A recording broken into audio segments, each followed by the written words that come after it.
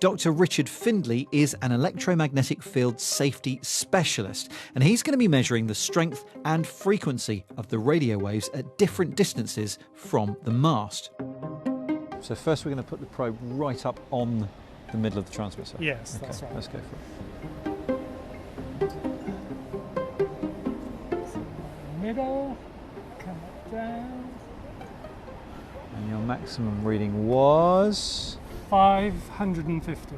551.6%. So basically, if you were to strap yourself to that transmitter 3 meters up there, you'd be getting 5 times the guidelines. Yes, you'd be overexposed. Okay, but no one's going to do that? No. Okay, so shall we go over there, which is, what would you say, there's 2 or 3 meters in that direction, and see how the signal drops off? Yeah.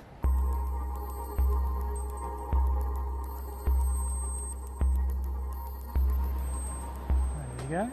Oh wow, 14.5. So even over that distance, we've gone down by a factor of what is that? That's 50, more than 50 times? 550 down to 14.5. Okay, so down to less than a fifth of the government safety guidelines. Yes. Right, time to try and make sense of those readings with physicist and cancer researcher David Grimes. So we've seen there that the power drops off really, really quickly as you move away from the transmitter. Absolutely, and that's what you'd expect. As you get further and further away from a source of light, which of course radio frequency really is, even if we can't see it, the drop-off is really, really rapid.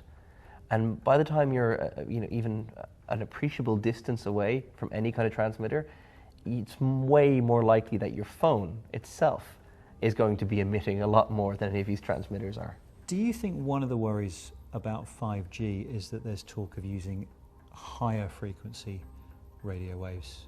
I think absolutely. I think people have an intuitive understanding that higher frequency is higher energy. But I think what people really need to be aware of is that this kind of radiation is still very, very non-ionizing. What that means is it doesn't have the fundamental energy to liberate an electron and cause damage. If you want to cause, say, cancers and things like that, you typically need to cause that kind of DNA damage.